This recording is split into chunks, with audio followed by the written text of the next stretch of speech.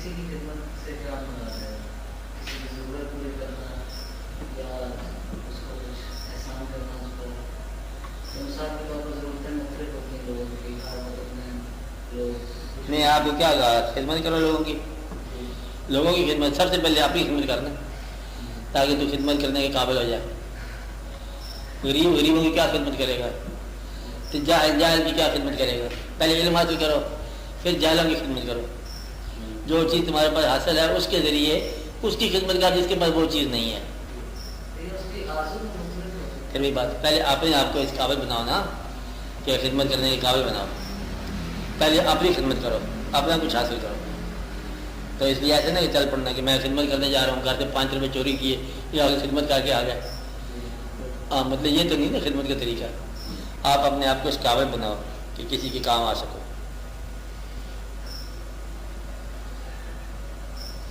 خدمت کرنا اچھی بات ہے.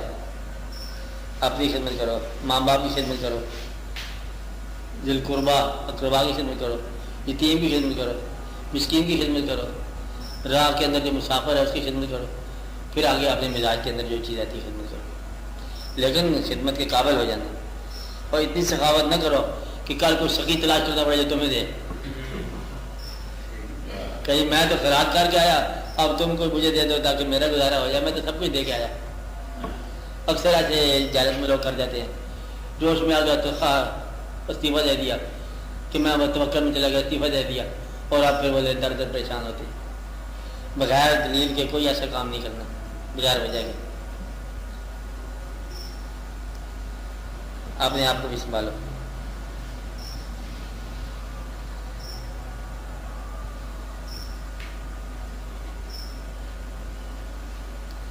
اس لیے آپ بڑا غور کیا کرو، چھوٹی چھوٹی باتیں ان پہ غور کیا کرو. مقصد تھوڑا تنہا بیٹھے اللہ کو یاد کیا. خالی اللہ اللہ کہنے سے بھی اللہ کی یاد ہوتی ہے. حالانکہ اللہ لفظ ہے، اسم ہے، اللہ ذات تو نہیں ہے نا. آپ کاغذ پر 10 دفعہ لکھ لو اللہ 10 اللہ، تو اللہ تو ساری کائنات خالق ہے نا. یہ تو اللہ نہیں جو لکھا ہوا میز پر، یہ تو لفظ ہے، یعنی کہ اس کے اسم کا عکس ہے. لیکن آپ اسم کے عکس کو بھی اگر آپ پکارو گے نا تو بات اسم اس کی ذات تک جائے گی جس کا وہ اسم چاہتا ہے. اس لیے یہ اس کا لفظ جو ہے نا یہ پکارنا، حالانکہ ذات کو آپ نہیں پکار رہے، اب لفظ کر رہے ہیں اللہ، تو اسم سے ذات جو ہے نا متصر ہوتی ہے جس کا وہ اسم ہے. اور میں نے پہلے بھی بتایا تھا، اب بھی بتاتا ہوں کہ ہر ذات اپنے اسم کی حفاظت کرتی ہے، چاہے جس دور میں کوئی پکارنے والا ہو. مقصد ہے کہ جو بھی ذات بلند ہے اس کا اسم ہمیشہ بلند ہوگا اور وہ اپنے اسم کو کبھی کمزور نہیں ہونے دے گی. تو پکارنے والے کی مدد ضرور کرے گی کیونکہ اس نے اپنے اسم کو بلند رکھنا ہے. اور آپ ایک آدمی نے اسم کو پکارا ہے تو وہ مدد کو آئے گی. اس لیے بلند ذاتوں کو پکارنے سے مشکل نکل جاتی ہے کیونکہ وہ ذات اپنے اسم کی پکار کے وقت موجود ہے. اور شہرت کیا ہے؟ اسم کی پکار کی شہرت ہے. آپ نے مطلب کسی صحابہ کرام کو دیکھا ہے لیکن آپ کے دل میں احترام ہے، عزت ہے. حضرت علی کرم اللہ وجہ کو آپ نے نہیں دیکھا لیکن آپ کے دل میں موجود ہے کہ شجاعت ہے اور آپ کی فیض ہے، حالانکہ آپ نے دیکھا نہیں ہے. تو یہ جو رائج ہے خیال کہ آپ بہت بلند ذات ہیں، یہ اس اسم کا ایک شہرت اور عزت ہے. اور اگر وہ اسم اپنی اس شہرت اور عزت سے معلوم تو نہیں ہوگا نا کیونکہ وہ ذات نے ایک واقعہ کیا ہوا ہے. اب جہاں بھی پکارو گے، اگر میں نے 20 بار پکارا وہ نہیں واقعہ ہوا، 20 بار کہا نہیں آیا ہوا، 1000 بار کہا نہیں ہوا، تو پھر آخر میں کہنے پہ مجبور ہو جاؤں گا کہ جی مجھے تو کچھ نہیں ملا. تو وہ ذات اپنے اسم کو اثباتی اسم کو نفی نہیں ہونے دیتی. اس لیے مطلب آپ جب بھی پکاریں گے نا اور وہ ذات جس کا وہ اسم ہے نا وہ ضرور کوئی نہ کوئی سبب بناتی ہے کیونکہ اس کو اپنے اسم کی عظمت درکار ہے. اس لیے آپ اس اسم کو پکارو ضرور مدد ملتی ہے. اب پکارنے والے کی جو ہے نا یہ لگن ہونی چاہیے اور خلوص ہونا چاہیے. خالی پکار جو ہے نا، ندا جو ہے نا، یہ ذات خود ایک تقرب کی دلیل ہے، حالانکہ یہ ذات نہیں ہوتی. آپ اللہ اللہ کیا کرو تو نئے پڑھ کے، اور ضرور اللہ کریم جو ہے نا وہ آپ کے ساتھ مہربانی کرتے ہیں. اسم کو محبت سے پکارا.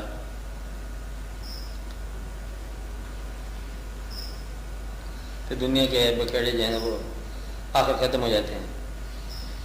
ہماری جتنی بھی اشتہا ہے 2 دن گزر جائیں تو بدل جاتی ہے، وقت گزر جائے تو بدل جاتی ہے. کسی کے بہت بڑا غم ہو نا، خدا نہ خواستہ باپ کو بیٹا، بیٹے کو باپ، بڑا غم ہو، تب بھی گھنٹے 10 گھنٹے کے بعد تو جی کھانا کھا لو. وہ کہتے کوئی دل تو نہیں کرتا، چلو جی لقمہ ہے، حکم جو ہوا کھائے گا، پھر تھوڑی دیر بعد غم سمیت سو جائے گا. مطلب ہے کہ غم کسی کا اتنا دیر پا نہیں ہے کہ وہ بھوک اور نیند پر غاوی ہو جائے. حالانکہ بھوک اور نیند بڑی معمولی چیز ہے. اگر کوئی ایسا غم مل جائے جو بھوک اور نیند پر حاوی ہو جائے تو یہ پھر بڑی بات ہے.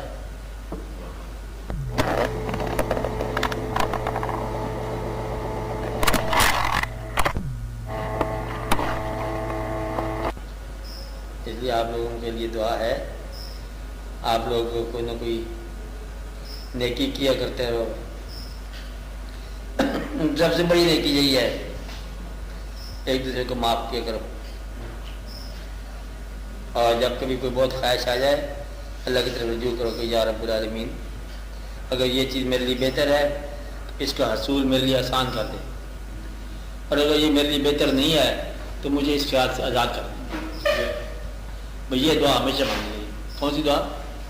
اگر اس چیز کا حصول میرے لیے بہتر ہے تو اس کو آسان فرما دے، اور اگر میرے لیے یہ خواہش بہتر نہیں تو مجھے اس خواہش سے آزاد فرما دے. بس اتنی سی بات جو دعا کرتے رہو، اللہ آپ کو بہت ہی مطلب مہربانی کرے گا. اب ایسے بھی ہم دعا کرتے ہیں سب کے لیے، بھی آپ مل کے دعا کرو کہ یا رب العالمین ہماری وہ آرزو ہیں جو تجھے قبول نہیں، اور ہمیں ان آرزوؤں سے نجات دے دے، اور جس بات کو تو بہتر سمجھتا ہے وہ ہمارے لیے مقرر فرما، اور اس کی تمنا ہمارے لیے دے، اور پھر تمنا کو سیل دعا فرما، اور ہمیں ہماری غلط آرزو سے نجات دے. ہمارے لیے تو صحت مند آرزو جو ہے نا وہ عطا فرما، تاکہ ہم تیرے راستے پر چل سکیں. اور تیرا راستہ جو ہے طے ہم نے کرنا ہے، راستہ تیرا ہے، طے ہم نے کرنا ہے. اس لیے ہمیں توفیق عطا فرما کہ ہم تیرے راستے پہ چلیں، اور راستہ اس کا ہے، سفر تمہارا ہے. اس لیے آپ یہ دعا کیا کرو کہ اللہ تعالیٰ آپ کو اپنا راستہ عطا فرمائے، اور وہ اس کا راستہ جو ہے نا تمہارا سفر ہے، اس پر سفر تم نے کرنا ہی ہے. یا کہ غلط سفر کرو، آپ نیکی کا سفر کرو. اس لیے یہ اس کا قصہ ہے. آپ لوگوں کے لیے سلامتی ہو.